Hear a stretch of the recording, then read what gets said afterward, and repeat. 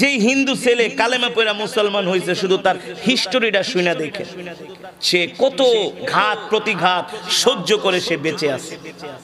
আমি সুনামগঞ্জে গিয়েছিলাম, সুনামগঞ্জ তাহেরপুরে 2021 সনে সুনামগঞ্জের তাহেরপুর বাদাঘাট একেবারে ইন্ডিয়া বর্ডারের কাছে, ইন্ডিয়া বর্ডারের কাছে 2021 সনে ডিসেম্বর মাসের সম্ভবত 14 তারিখ বাদেশা আমি বাদাঘাট বাজার, বিশাল একটা বাজার একেবারে ইন্ডিয়া বর্ডারের কাছে, যেখানে পাথর উত্তোলন করে, পাথর উঠে।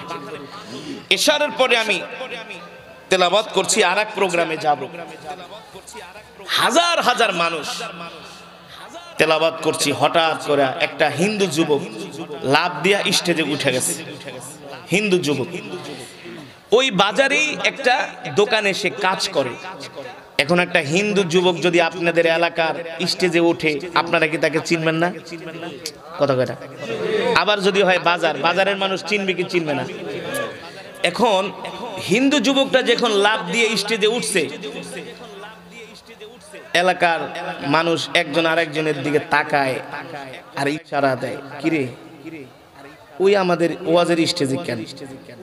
একবার আমার সামনে আইসা বসছে। তো একটা মানুষ স্টেজে ওঠার পরে যদি 2, 3, 4 জন 5 জন 10 জন মানুষ একটু হাসাহাসি করে, খোঁচাখুচি করে, এটা তো অবশ্যই আমার দৃষ্টিকটু মাইন্ডে লাগবে, ঠিক না? যে বিষয়টা কি? কিছু মানুষ হাসে, অবাক হয়। আমি ঘটনাটা বুঝলাম না। আমি তেলাওয়াত শেষ করলাম, হঠাৎ করে যুবক এসে আমার হাতে ধরছে। এখন এলাকার মানুষ প্রথম নেগেটিভ ভাবে তারা বিষয়টা নিয়েছিল যে হুজুরের হাত ধরলো কেন, তার মানে কি হুজুরের উপর আবার আক্রমণ করবে কিনা, বুঝেন না? স্বাভাবিক, সে তো অমুসলিম। সে আমার হাত ধরে কান্না করে দিচ্ছে। আশ্চর্য। এখন তো এলাকার মানুষ অবাক, কিরে বলে হুজুর, আমি কিন্তু মুসলমান না, আমি একটা হিন্দু যুবক। এই বাজারে আমি একটা দোকানে কাজ করি। হুজুর, আমার নাম হলো কার্তিক চন্দ্র শীল। নাম কি? আরে অরিজিনাল হিন্দু, বাজারের সবাই চিনে।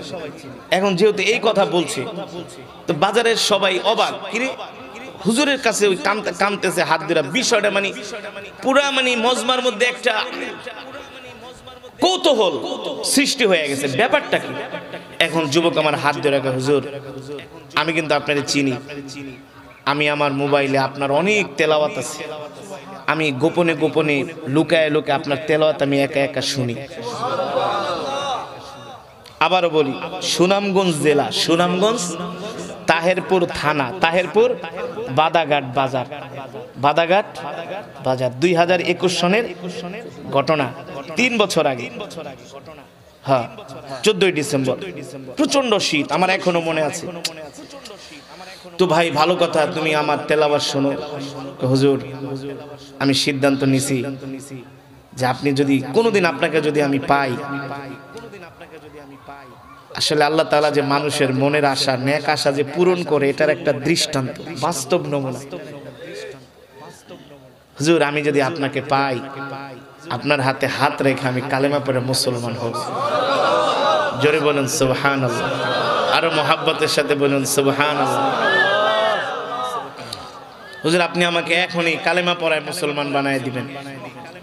আমার পাশে বসা ছিলেন, আমার পরে যিনি ওয়াজ করবেন, একজন ওয়াইজ আছে, মাওলানা শরীফুজ্জামান রাজীবপুরী, নেত্রকোনা বাড়ি, সুন্দর ওয়াজ করে, ভালো ওয়াজ করে। সে আমার পাশে বসা। আমি বলি, মাওলানা রাজীবপুরে হাসে, হুজুর আইসে আপনার কাছে ফিরাই দিবেন, মুসলমান বানাই দেন। এখন আমি বলি, শোনো, তোমাকে যদি আমি এখন মুসলমান বানাই, আগামীকাল 71 টেলিভিশন বিবিসি আমার বিরুদ্ধে রিপোর্ট করবে যে হুজুর জোর কইরা হিন্দু যুবককে কালেমা পড়ায় মুসলমান বানাইছে। কারণ এই টেলিভিশনগুলো সবসময় আমাদের পিছনে লাগা থাকে।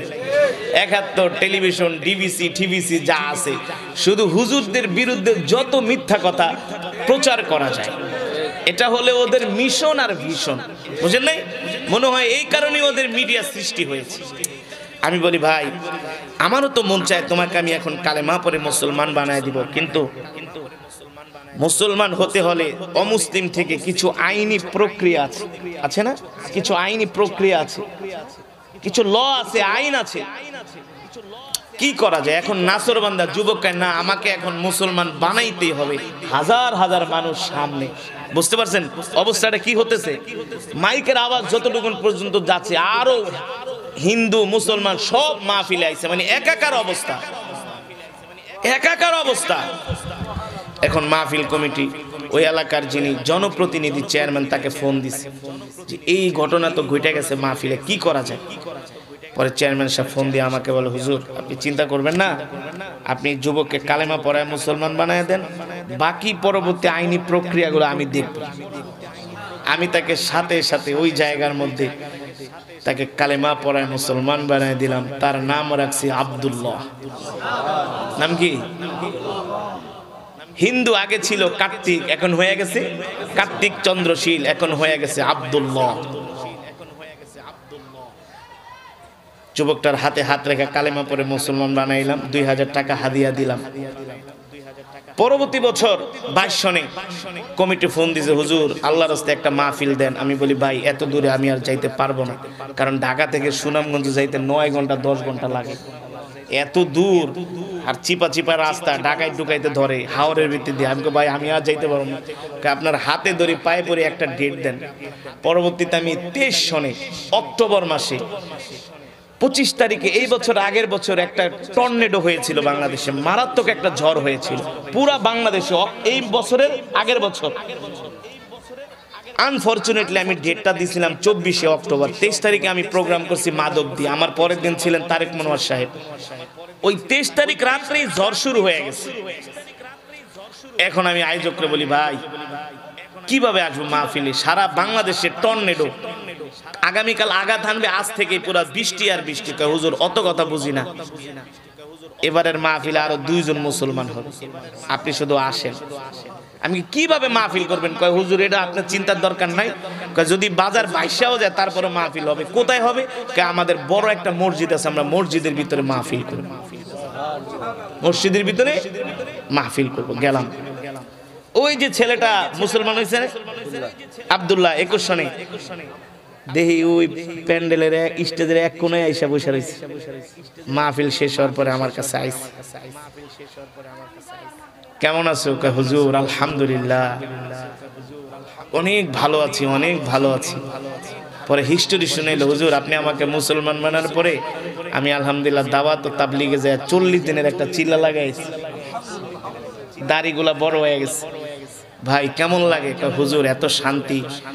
শুধু হুজুর আমি না, আমি আরো 2 জনের মুসলমান বানায় ফেলাইছি।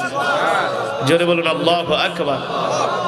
যেটা বলার উদ্দেশ্য, এখন কেমন আছো? বলে হুজুর কি বলবো, মা বাবা আত্মীয় স্বজন পরিবার পরিজন কেউ কোনো পরিচয় দেয় না। আমার বাপে তো পাইলা আমাকে বলছে আমাকে মাইরা ফেলাইবো, জানে শেষ করে, আমাকে আমার ঘরেও যেতে দেয় না হুজুর।